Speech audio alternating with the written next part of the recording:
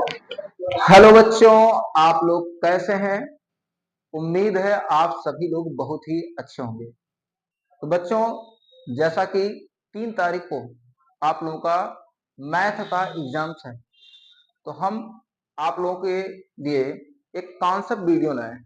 इसमें हम आपको जो मोस्ट इंपॉर्टेंट कॉन्सेप्ट है वो भी बताएंगे, प्लस उस पर आधारित 1 से 2 या क्वेश्चन बताएंगे आपको। ठीक है, चलिए देखते हैं। जैसे पहली जो थ्योरी है वो ये है कि दो सदिश रेखाओं के बीच, दो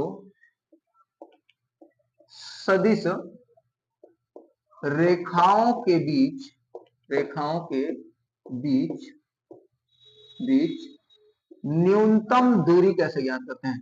न्यूनतम दूरी ज्ञात करना।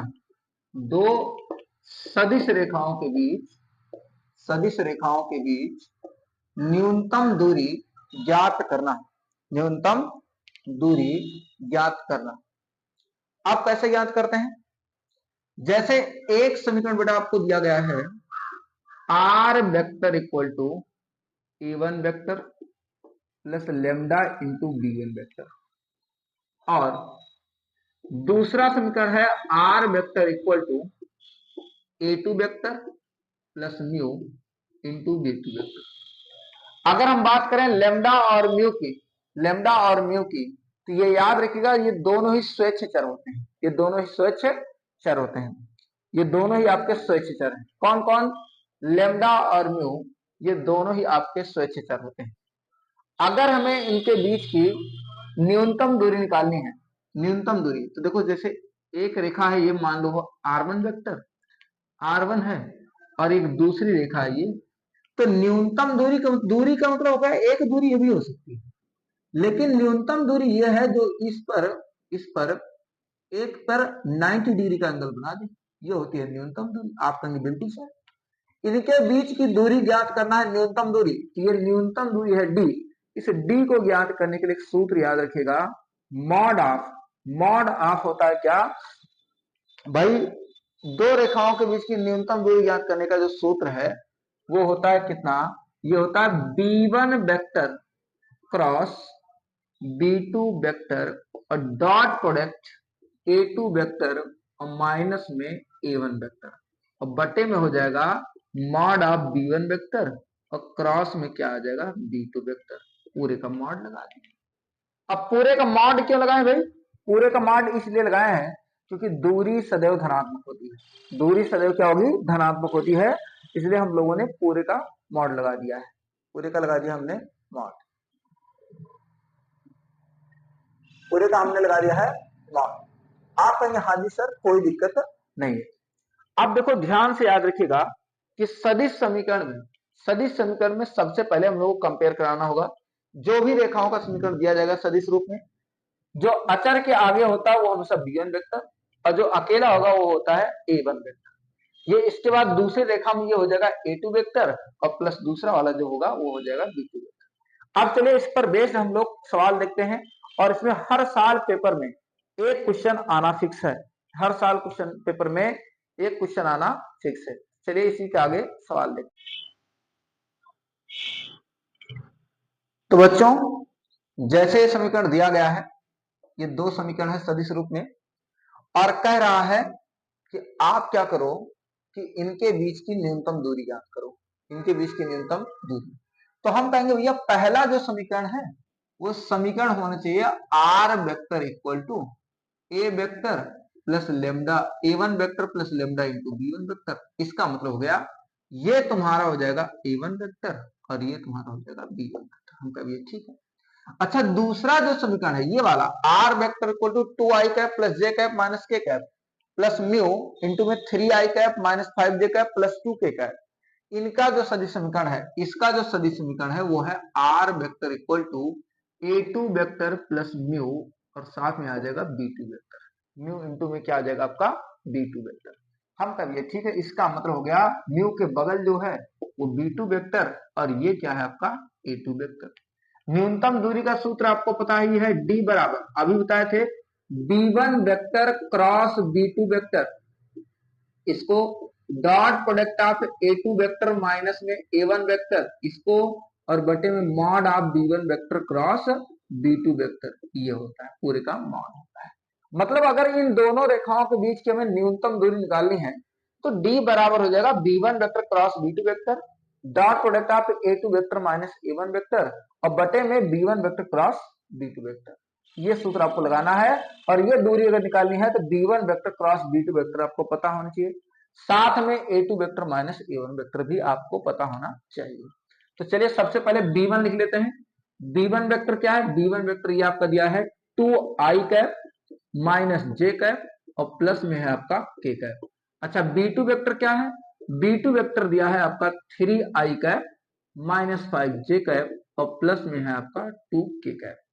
हम का भी है, ठीक है, कोई दिक्कत नहीं। अब इसका निकालो B1 वेक्टर और क्रॉस में निकालना है B2 vector. B1 vector cross में B2 वेक्टर। अच्छा B1 वेक्टर क्या हो जाएगा? B1 वेक्टर पहले लगाएंगे मॉड, क्रॉस गुणा हम लोग पहले की तरह कराते हैं मॉड। अब देखो इसमें आई कैप लिखेंगे, फिर जे कैप लिखेंगे, फिर लिखेंगे के कैप।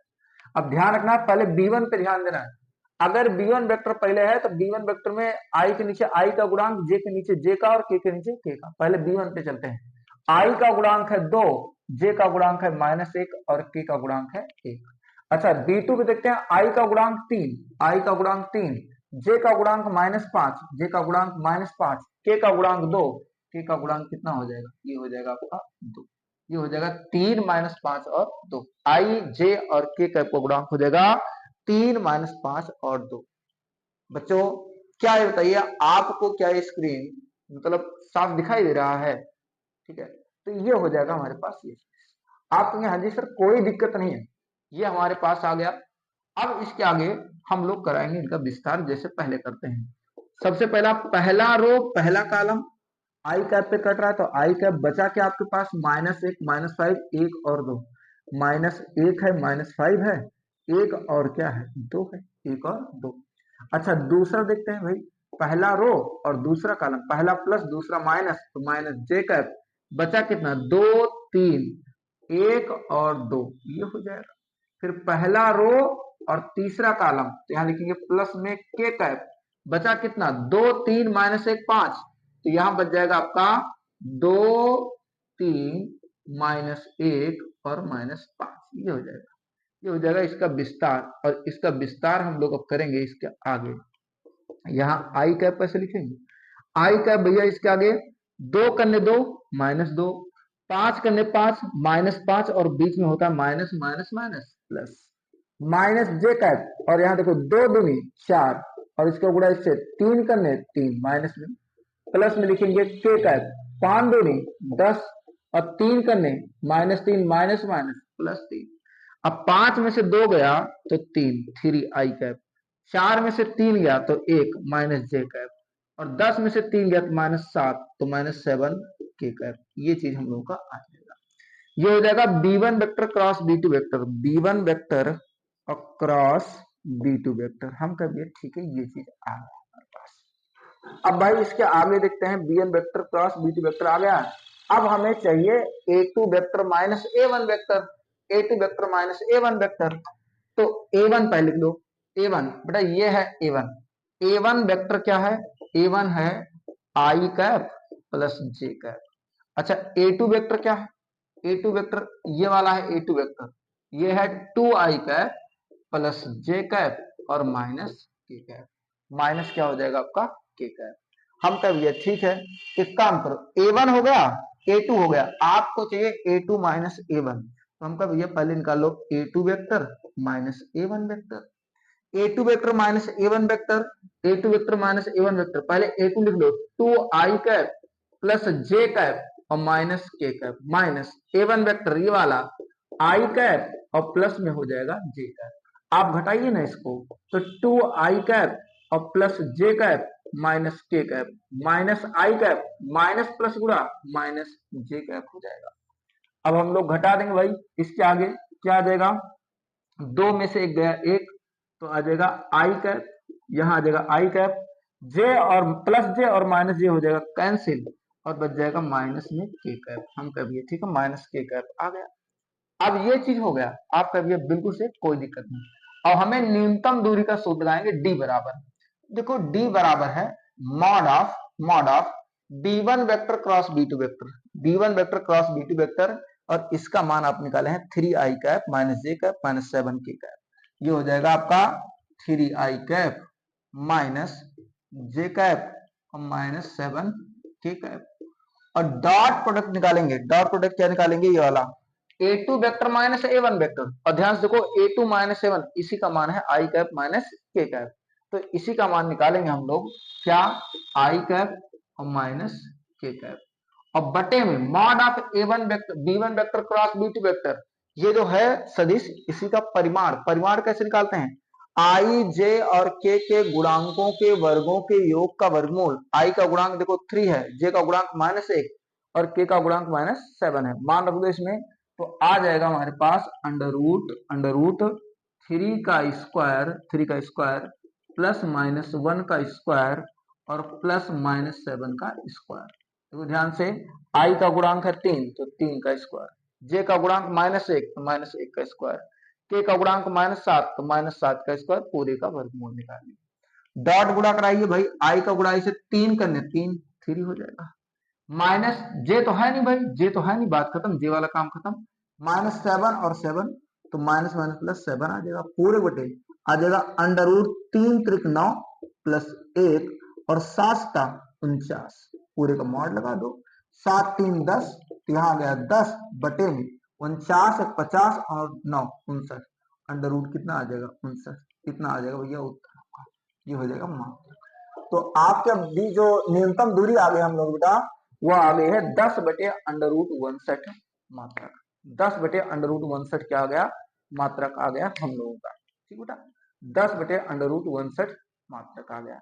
बताओ क्या ये बात आप लोगों को समझ में आई है कि नहीं आई है, ठीक आई है तो चलिए करते हैं आगे। सेम पैटर्न पर आधारित बेटा एक अगला सवाल है, और क्वेश्चन ये है कि यदि दो सदिश इतना और इतना है तो हमें इनके बीच की न्यूनतम दूरी ज्ञात करनी है, हमें इनके बीच की क्या निकालनी भाई, न्यूनतम दूरी।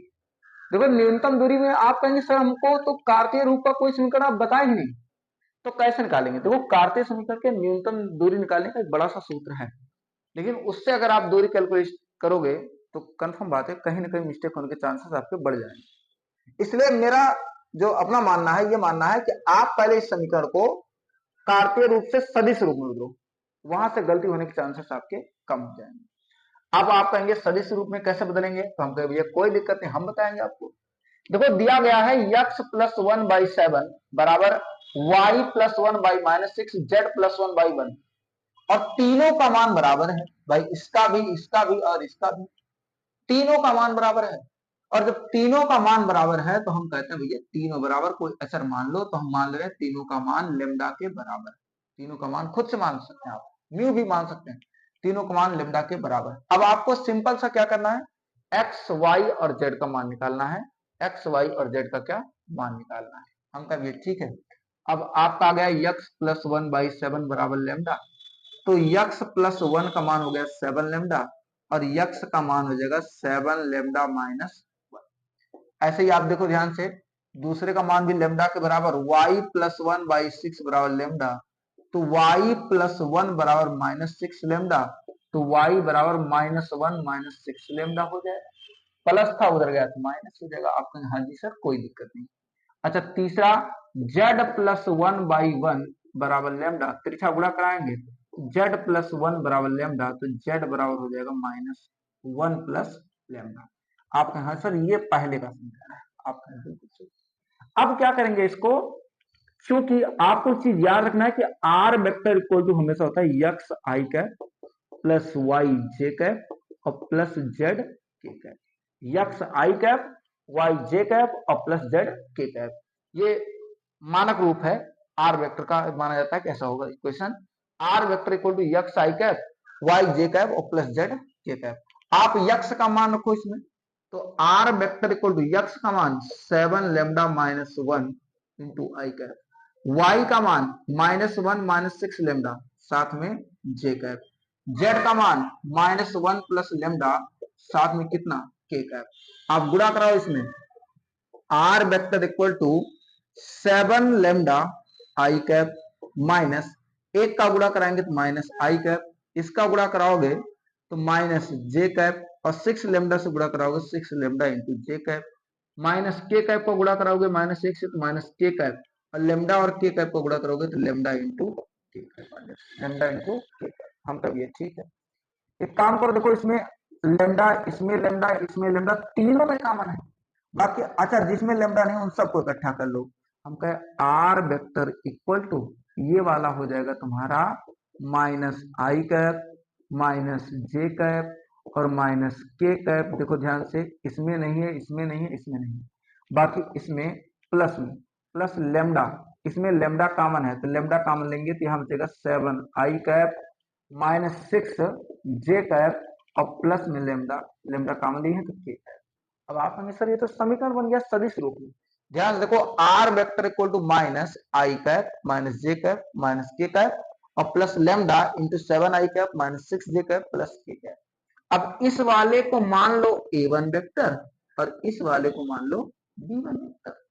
ऐसे ही आप दूसरे के साथ करिए ना, ये भी सदिश समीकरण रूप में बदल दीजिए। अब आप कहेंगे सर हम इसके बराबर एक म्यू मान लेंगे, एक नया अचर मान लेंगे। सदिश समीकरण बदलने से क्या होगा कि गलती होने के चांसेस आपका कम हो जाएगा, बाकी आप चाहे तो उससे भी लगा सकते हैं, कोई दिक्कत नहीं। हम क्या भैया, इस तीनों के बराबर अगर म्यू मान लिया जाए तो यक्स माइनस 3/1 बराबर म्यू, तो यक्स माइनस 3 बराबर म्यू हो गया म्यू, और यक्स बराबर हो जाएगा 3 प्लस म्यू। दूसरा y माइनस 5/-2 बराबर म्यू, इसका भी मान म्यू के बराबर है तो y माइनस 5 बराबर माइनस 2 म्यू, माइनस हो जाएगा प्लस तो y बराबर आ जाएगा 5 माइनस 2 म्यू, कितना आ जाएगा, ठीक है। तीसरा बराबर करेंगे म्यू के तो z माइनस 7/1 बराबर आ जाएगा म्यू, तो z बराबर हो जाएगा 7 प्लस म्यू, 7 प्लस म्यू। हम करेंगे ठीक है। अब आपको फिर से इसका सदिश समीकरण, तो वही बताते R vector equal to X I cap Y J cap और जेड के कैप। अब फिर क्या करना है आपको, एक्स वाई जेड तीनों का मान इसमें रखना है, और जो भी समीकरण इसको सॉल्व करने पर मिलेगा वो आपका एक कार्तीय समीकरण होगा। जो भी समीकरण आपको इसमें मिलने वाला है वो आप देखोगे कि आपको एक इसका कार्तीय समीकरण जो है मिलने वाला है, जो भी समीकरण आपको इसमें मिलने वाला है। आप कहेंगे हाँ सर बिल्कुल सर, कोई दिक्कत नहीं। हम कहें ठीक है, देखिए अब यहां आ जाएगा R vector equal to X, X का मान देखो 3 प्लस म्यू, तो यहां आ गया 3 प्लस म्यू, साथ में I cap, Y 5 minus 2 mu, 5 minus 2 mu, साथ में जे कैप, जेड, जेड का मान है 7 प्लस म्यू और साथ में क्या आ गया ए कैप। हम कहेंगे ठीक है। अब आप देखो इसमें आई है, इसमें जे है, इसमें क्या है, तीनों का गुणा कराना है तो R vector equal to 3 I cap new into I cap, J का गुणा कराएंगे 5 J cap minus 2 mu into में जे कैप 7 के कैप और प्लस में म्यू इंटू में क्या आ गया के कैप। हम करेंगे ठीक। आप ध्यान देखो, यहाँ भी आई, यहाँ जे, यहाँ पर के, तीनों को अलग और बाकी तीसरा तीनों को अलग। आर वेक्टर इक्वल टू जो है 3 I cap, 3 I cap plus 5 J cap, 5 J cap, यहाँ 7 के कैप है, 7 के कैप, ये वो है जिनके पास म्यू नहीं है, और इसमें देखो म्यू है, इसमें म्यू है, इसमें म्यू है, प्लस अगर म्यू कॉमन लेते हमारे पास बचता आई कैप माइनस में 2 जे कैप और प्लस में क्या आ गया के कैप। ये हो जाएगा हमारे पास सदिश समीकरण R vector equal to 3 I cap plus 5 J cap plus 7 K cap, ये हो जाएगा plus mu into I cap minus 2 J cap plus K cap. इसको हम लोग कहते हैं, इस वाले को हम लोगों ने कहा A1 वेक्टर और इस वाले को हम लिखा A1 नहीं सॉरी A2 वेक्टर और ये आ जाएगा B2। आप कहेंगे सर A1 भी आ गया, B1 भी आ गया, A2 भी आ गया और B2 भी आ गया।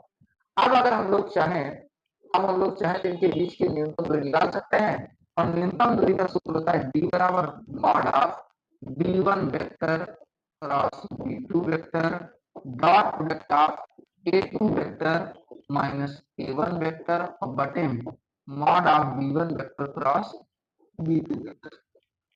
किसी को सॉल्व कर लेंगे, सॉल्व कर लेंगे, हम लोग का उत्तर इसमें आ जाएगा बेहतरीन तरीके से। बच्चों बताओ क्या ये बात आपको समझ में आई है कि नहीं आई? आप हाँ जी सर बिल्कुल समझ में आई है। चलिए देखते हैं आगे।